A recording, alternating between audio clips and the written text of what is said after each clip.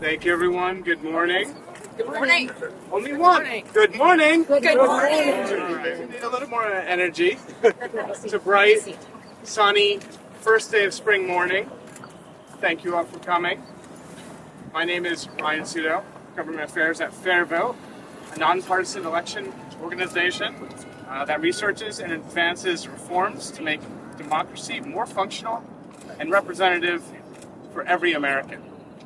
We're here to introduce and celebrate the Fair Representation Act.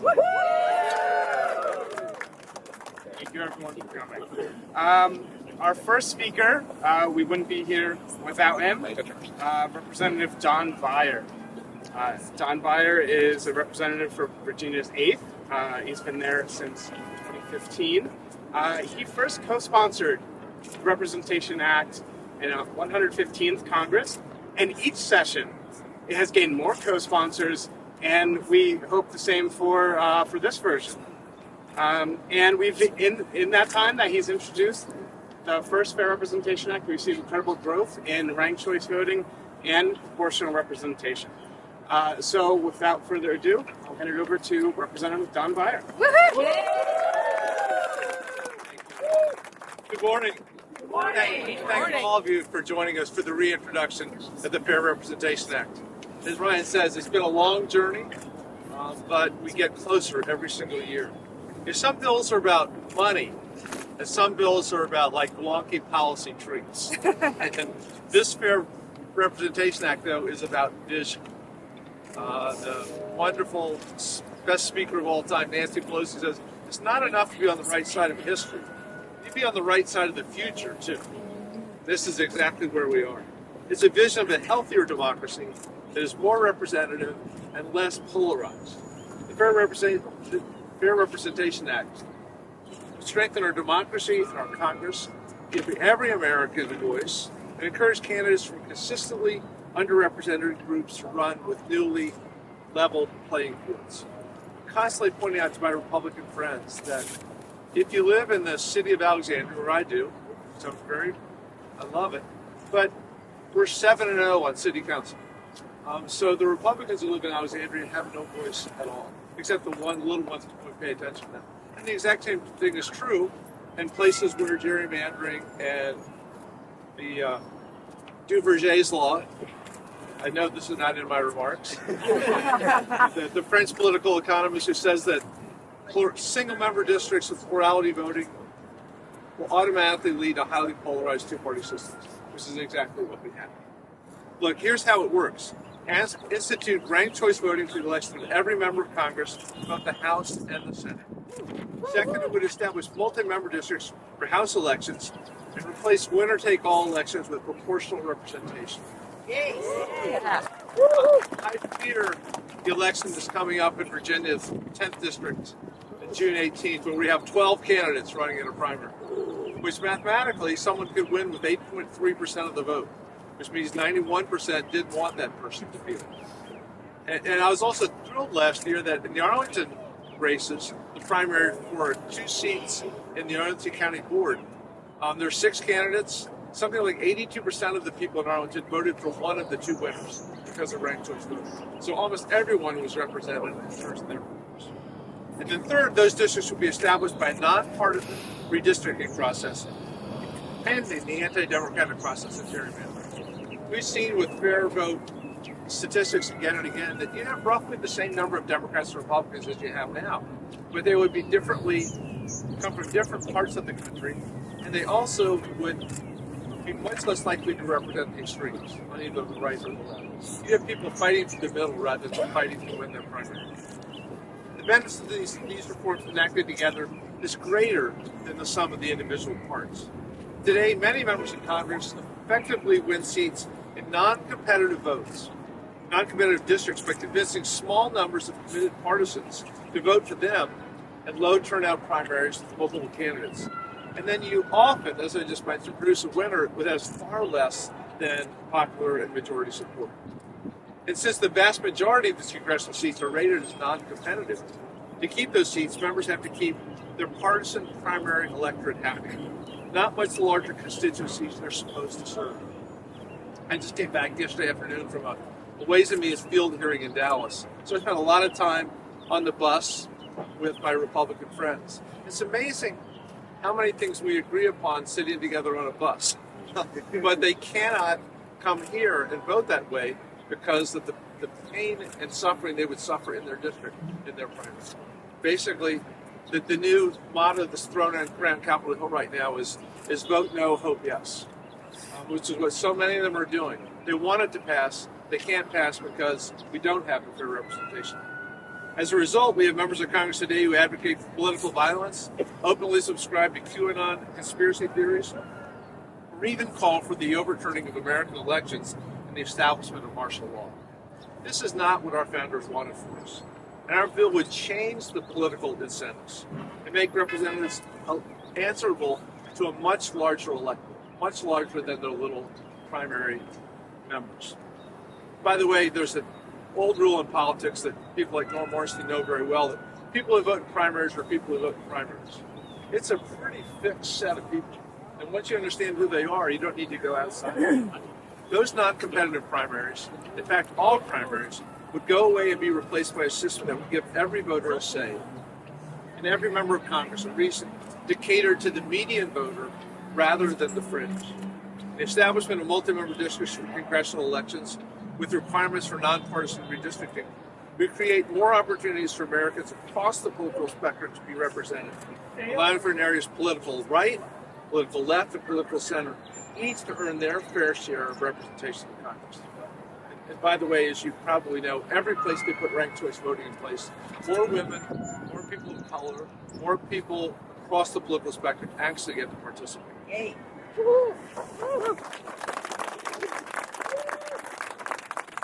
Multi-member districts would also mitigate vote splitting and the spoiler effect, and effectively end the need for costly runoff elections.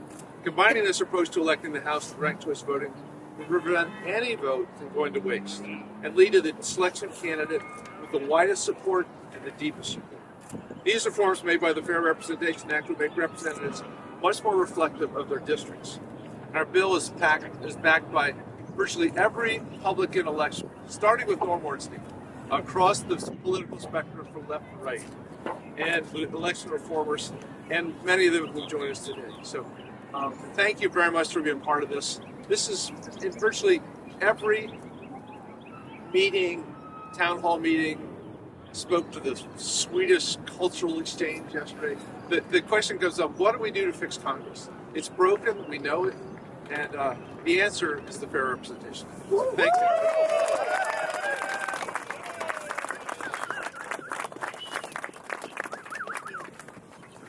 Thank you, Representative Fire. Our next speaker is Rashad Robinson. No stranger to fair vote or this issue. Rashad Robinson is the president of Color of Change, a racial justice organization with more than 7 million members who demonstrate the power of Black communities every single day. Welcome, Rashad Robinson. I am so excited to be here. Thank you so much, Representative, for your leadership. Thank you to Fair Vote. And I am here mostly because of the collision course that we've already been on and all the ways in which the voices and the power and the ability for Black communities to be truly represented in our democracy is not simply under threat, but it is in peril. Our current system was not designed for the diversity that we have in our country right now. The single-member district structure does not actually make it so that all of our voices are heard, and we are constantly trying to divide up a pie that is not actually designed to be divided. So the results that we get in our Congress are the results that are based on the system that we actually have. And so that is not just enough for us to work every single election to turn people out, to tell them that their vote matters when they're voting inside of districts where their vote actually doesn't matter. That we have a system that time and time again, we tell people a story about their vote. We tell people a story about their power that is actually not fully true. We all want to be heard and counted and visible in our society, regardless of whether we are privileged or vulnerable, in the majority or the minority, or in favor or out of favor with whoever may be in power in that moment. And the Fair Representation Act helps us get closer to that reality. Amen. Yeah. Every single day at Color of Change, we are working to make Black folks powerful because that is part of how we make democracy work. All of us want to be powerful, and we're working to raise voices on issues like criminal justice, making sure our economy works for everyone, making sure that at the end of the day, people are able to be heard in terms of their ability to vote, making sure that they're heard at their school boards, making sure that we have conversations and accountability on the biggest corporations in our society. And in day in and day out, we have to recognize that it's not just about building presence, it's about building power. And power is the ability to change the rules. And sometimes it's the unwritten rules and sometimes it's the written rules. And we are here today because we recognize that as much as we want to be present in our democracy, when we recognize that the system simply isn't designed for that, we have to do the work to actually change the rules. And that's what this is all about. Changing the rules, because at time and time again, our democracy has changed. Time and time again, we have recognized the failures and the flaws, and we have expanded the franchise. We have made new rules to make sure that we can make sure people are truly heard and counted. And this is just another important moment. It is broken, and so we have to fix it. And that is why we are here today. I want to once again thank everyone who's here, who's standing up, who's working to move this conversation forward, because this, at the end of the day, is one of the most important things that we have to do.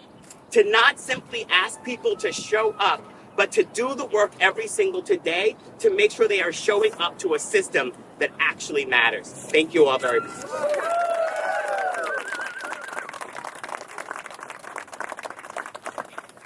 Thank you, Rashad. Our next speaker is Norman Ornstein. Norman Ornstein is a senior fellow emeritus at the American Enterprise Institute, where he has been studying politics, elections, and the U.S. Congress for more than 4 decades. Please welcome.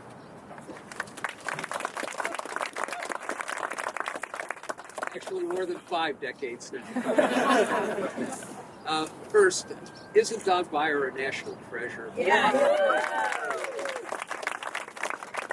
You know, Rob Ritchie and so many of the rest of us have tried for a long time to get members to focus on what we need to do to fix our institutions. Most of them just don't care or have the bandwidth to look at broadly the ways in which we could make things better. And Don is a leader in that effort, as are some of the others who are co-sponsoring this terrific piece of legislation. The House is broken. You can look at it now and see how pathetic it is.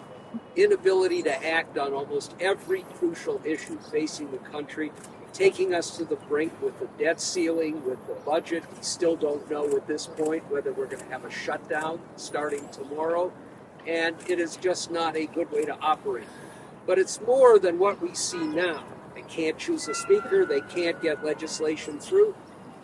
But if you look at what the framers had in mind for the House of Representatives, it was supposed to be the body closest to the people that represented all the different groups in the society, all would come together, broadly representing the forces out there, and debate and deliberate, and then act on issues, especially where there was a broad public view and even a consensus that we needed to act and what to do about it. And that's gone now. If the framers were around today, they'd be appalled to see where the House is.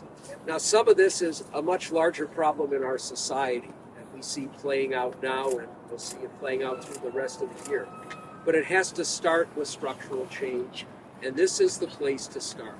We need to move away from a system that's distorted our politics and distorted the membership of Congress, and we need to create a system that takes us back closer to what the framers had in mind. I've been a part of a commission of the American Academy of Arts and Sciences on citizenship. We had the broadest representation across the political spectrum. We issued a report with a whole series of recommendations called Our Common Purpose, and these two were the centerpiece of what we wanted to do. And this is not just theoretical. One of the things, if you look back at history, In Illinois, their state legislature for many decades had multi-member districts, 3 members, and voters had 3 votes to cast. They could cast 1 each for 3, 2 for one and 1 for another, or 3 for 1 individual. And what it did was to have heterogeneous districts where you had to represent a much wider range of people. It meant that you got a broader group of candidates, including people who would not otherwise run for office. It meant that the rhetoric changed. You weren't going to alienate everybody else and just appeal to the extremes. It ended up with a better and more efficient system. Now, going back to the same tired model that we have of single-member districts with plurality voting, the Illinois legislature is just like most of our state legislatures, broken, divided, tribalized, just like all the rest. This would be a giant set of steps forward to heal the wounds in this country and enable us to deal with the critical problems that we face, from immigration to climate change to the racial inequities that we have in the society to dealing with the border, areas and guns, areas where we know we have a broad ability to work together because that's what the American people want, but this Congress won't even address it. So let's do everything we can, put our shoulders to the wheel, get other members to appreciate this, and see if we can bring us back to the kind of democracy we deserve and that our framers had in this country.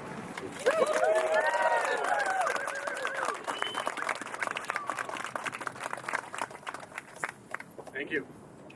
Our next speaker is Cynthia Ritchie Terrell. Cynthia is a longtime leader in the election reform movement.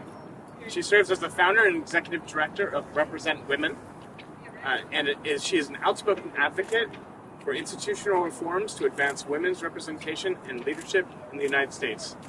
Welcome, Cynthia. Well,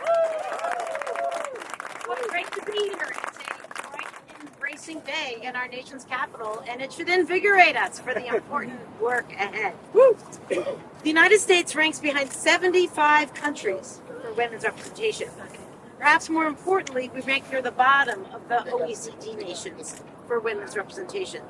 And this really undercuts our role on the world stage in every kind of negotiation we endeavor to do, and in our policy-making processes at home. We're simply not doing a good job at representing all of the people in the United States.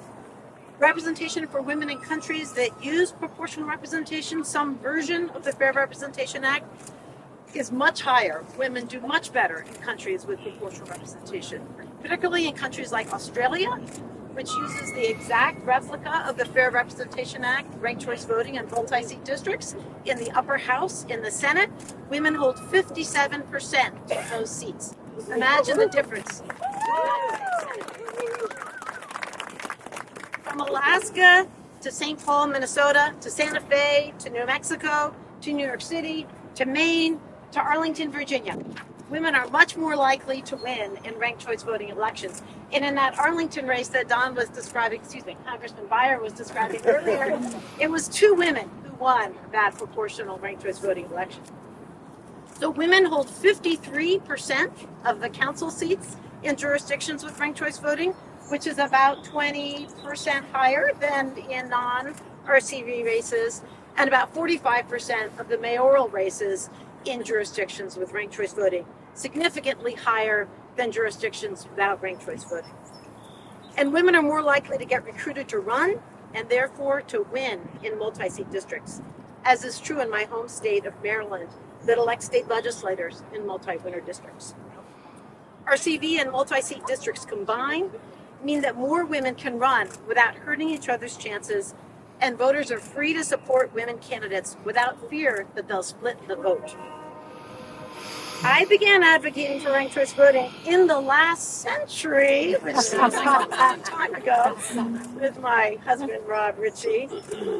We were brought to this work because we are energized by the work to modernize electoral systems in other countries. 30 years ago, only a handful of people in the United States were talking about electoral reform, proportional representation, and ranked choice voting. And I'll just mention here in his honor, one of those men was a former member of Congress, John Anderson, who ran for president in 1980 and was a moderate Republican from Illinois who served his country well, served in World War II, and was a big supporter of the Fair Representation Act and served as the chair of the Fair Vote Board for many years. But now ranked choice voting is the fastest growing election reform in the nation.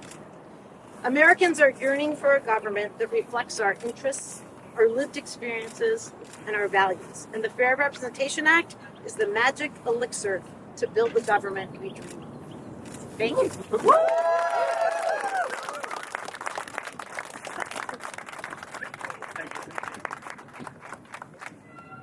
Our next speaker is Lisa D.T. Rice. Lisa is the proposer of Initiative 83 here in Washington, D.C., which would implement ranked choice voting and allow independents to vote in primaries here in the district. She is an independent political strategist, passionate about reform and political innovation, and of course a native Washingtonian. Serving her community as an advisory neighborhood commissioner in Ward 7. Please welcome Lisa. Thank you, Ryan. Thank you, Congressman Beyer, for the opportunity to speak today. At its core, the Fair Representation Act is about better translating the will of the voters who send lawmakers to Capitol Hill. This bill will bring about a more representative and more inclusive legislative branch. It will change the incentives for those elected to Congress. It will change how they govern, freeing them to govern for the majority. Under the current system, too many members of Congress represent the narrow interests of small, extreme groups of voters.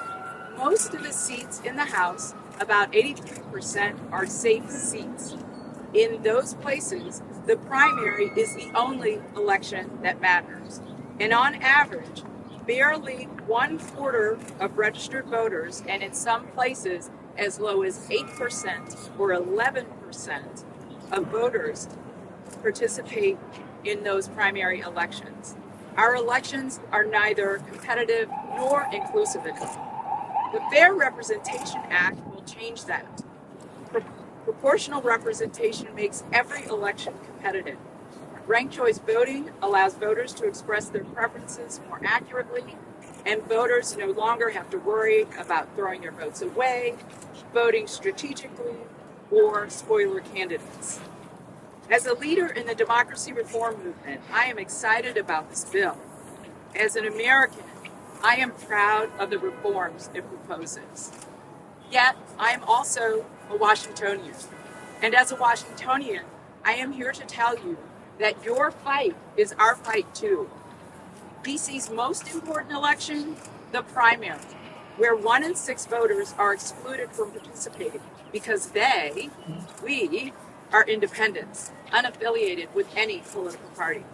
That's why I proposed Initiative 83 here in DC, a ballot measure that would bring ranked choice voting to the district and let independents vote in primary elections. Thank you. When we launched this initiative, we decided to name our campaign Make All Votes Count DC, because we believed in centering the voter. Votes shouldn't be wasted in a plurality system, and no voter should be shut out of publicly financed elections because of their party affiliation, or none. There should be no wasted votes. The Fair Representation Act gets at that. The threshold system is designed precisely to ensure that no vote is wasted. Your reform, like our reform, is pro-voter.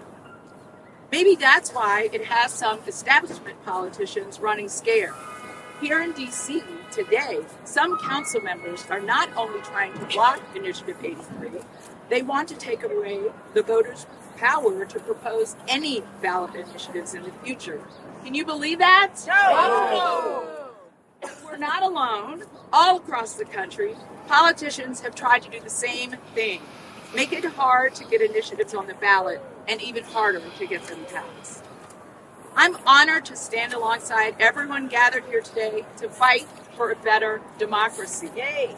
We must strive together for electoral systems that empower majorities who will hold their elected officials accountable. I commend the authors of the Fair Representation Act.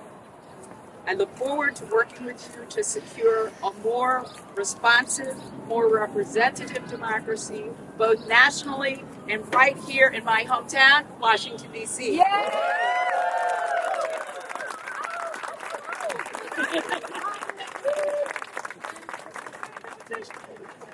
sign the petition. If you're registered DC. We're over here. Right in the back. Thank you, Lisa. Our last speaker, but perhaps our tallest speaker, Representative Paul Rauschenbusch. He's the president and CEO of Interfaith Alliance. An ordained Baptist minister, the Reverend is a longtime leader in the interfaith movement, working to protect an inclusive vision of religious freedom for people of all faiths and none. Please welcome Reverend Paul. Don't get scared because it's a Baptist preacher. As I said, my name is Reverend Paul Brandeis Rauschenbusch. I'm the president of Interfaith Alliance. We're a 30-year-old civic institution that celebrates the diversity of religious beliefs in America. Amen. Our nation was founded to ensure that each person has the freedom to express our religious convictions equally, and our country is fortunate to have in every state, in every city, a vibrant and diverse religious landscape. And this diversity is the reason I'm standing here today and honored to support Representative Beyer and Representative Raskin and Fair Vote and all of these new friends that are standing behind me to support the Fair Representation Act. This bill works to make our democracy as fair as possible by creating ways that our country's remarkable diversity, including religious diversity, has representation in Congress, further ensuring that our democracy works for all and that all people, including those from minority faith traditions, feel heard in Washington, D.C. Yes. This is not a partisan issue. Rather, it is a moral one, inspired by a commitment to equity, respect, and inclusion for people of all backgrounds, ensuring that our democracy doesn't just work for some, but for all. We are unfortunately in a moment of extreme alienation and distrust for many who wonder if this country and those who lead truly care about their dreams and their material needs. The Fair Representation Act answers that with a definitive yes. Yes to a government that truly represents our diversity. Yes to a government that invites contributions from the wide spectrum of religious and political beliefs. And yes to a country that reduces polarization, reduces extremism, and fulfills the promise of E pluribus unum, under the many we can be one. Support the Fair Representation Act. Thank you.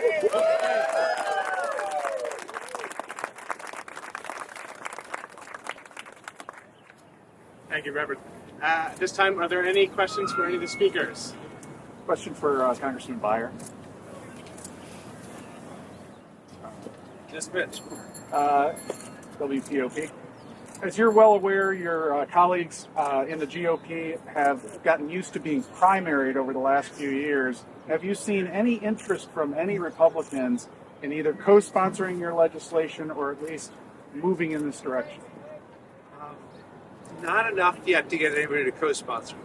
We talked with them a lot about it. But the real dilemma, Mitch, is that this Fair Representation Act appeals most to people who have not yet been elected. And so Republicans in Massachusetts are really excited about it. Democrats in Oklahoma are excited about it. The challenge, too, is that the leadership tends to be people who have been very successful in the existing system. So they like the way that it happened. There are also a surprising number of people here who won primaries by pluralities and think, Fair Representation Act worked, I might not be here today. So this is why we grow slowly. rather than quickly because it's such a good idea. And on the flip side, are you encouraged by the fact that there has been an increase in ranked choice voting elections? I think what Fair Vote has done over the last 10 years is astonishing. It's just so much fun to read the clips every day and see yet another place that's considering ranked choice voting. In the meantime, Virginia's authorized it at local governments, so we're pushing Alexandria, Fairfax, Falls Church, with every success. By the way, we're thrilled that we have Mary Peltola because of ranked choice voting and Jared Golden because of ranked choice voting. Although I'm really rooting for a Republican to come here because of ranked choice voting. Because the worst thing is to associate RCV with Democratic success, because it's really the success of everybody across the political spectrum.